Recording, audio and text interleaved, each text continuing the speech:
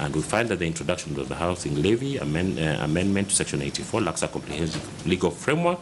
in violation of Article 10, 201, 2010 of the Constitution. That levy against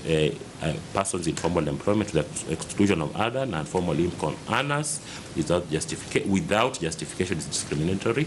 and irrational and arbitrarily and in violation of Section Articles 27, 201, B1 of the Constitution. And flowing from those findings, we find as follows that, and these are our declarations, Section 76 to 78 of the Finance Act, amending Section 7 of the Roads Board Act, 87, amending Section 28 of the Unclaimed Assets Act, Section 88 and 89, repealing Section 29 of the Statutory Instruments Act, are unconstitutional, null and void. That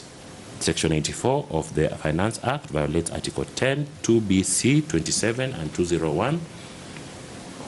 of the Constitution and is therefore null and void. That an order is granted prohibiting the respondents from collecting, charging, or otherwise the charge known as the Affordable